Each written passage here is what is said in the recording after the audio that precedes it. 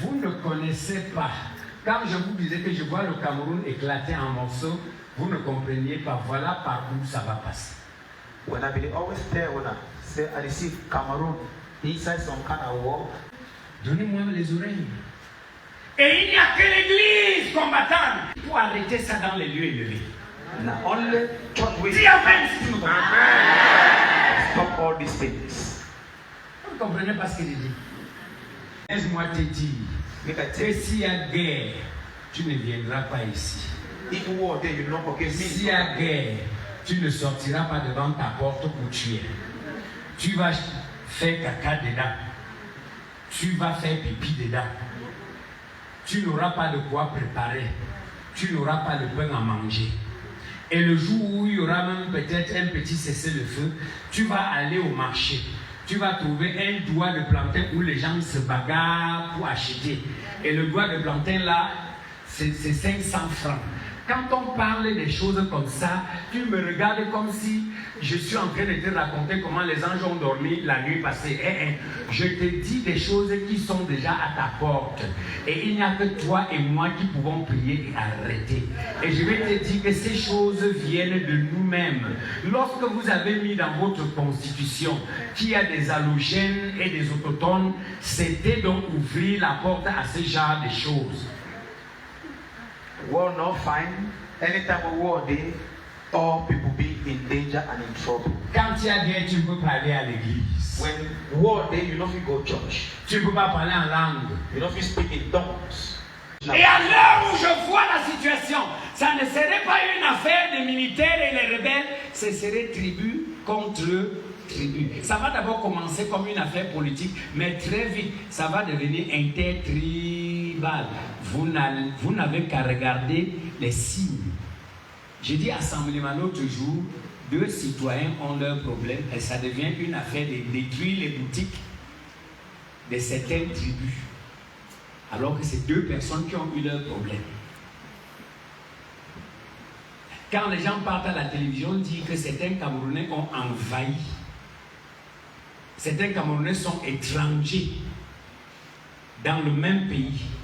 Et votre loi, votre constitution dit qu'il y a des étrangers au Cameroun. C'est-à-dire qu'il y a des Camerounais étrangers au Cameroun. Quand vous avez mis dans votre constitution qu'il y a des halogènes et des autochtones, vous voulez quoi? Vous voulez aboutir à quoi? Et maintenant, c'est vous qui tous les jours, vous faisiez, ils font les communiqués pour dire, ils condamnent la haine tribale, ils condamnent. Si vous voulez condamner la haine tribale, prenez encore votre constitution, enlevez cette affaire d'halogène et d'autochtone, enlevez ça, effacez ça, et la cohésion va revenir. Parce qu'à l'heure qu'on est, si ça fait boum, c'est ton frère ou ta soeur avec lequel tu ne parles pas le même patois qui sera le premier à chercher à te tuer. If war start now your sister, your brother, you know, you talk one contre talk, we could be the first for the tribe to kill you. Donc le problème au Cameroun est devenu un problème de langue. So problem for Cameroon don't turn a problem for language. Parce que toi et moi, nous ne parlons pas la même langue. Nous ne sommes pas because me and you know talk one contre talk, so we not stay together. Dis Seigneur, c'est Lord, délivre-moi de leurs erreurs. C'est ce que j'ai fait ici pendant les conventions. I think this is what they do during convention. Mais c'est grave. You don't pass the level. Comment est-ce que deux Camerounais, pasteurs, écoutez, deux Camerounais, two Cameroonians, qui obéissent au même drapeau, under one, qui sont dans la même république, même carte d'identité, deux Camerounais ont leur querelle de deux Camerounais. Et ça dégénère, ça devient une guerre ethnique, tribale. Ça veut dire que là où nous sommes sur un volcan qui peut éclater n'importe quand. Mais malheureusement, c'était parmi vous. Je parle comme ça, je ne comprends même pas ce que je dis. C'est-à-dire que si tu ne pries pas bien, les jours viennent où les gens qui habitent de l'autre côté de nous vont prendre les machettes.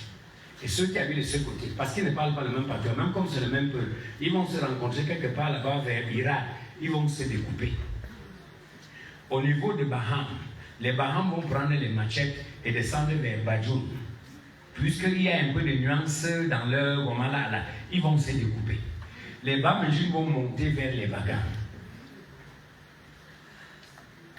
Les Tikal vont dire les Bamous nous ont trop dérangés.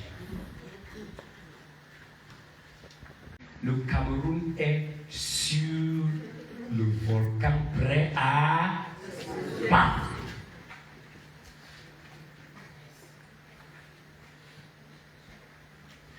Chaque tribu allumait les machettes contre l'autre tribu. Any tribe don't sharpen the cutlass against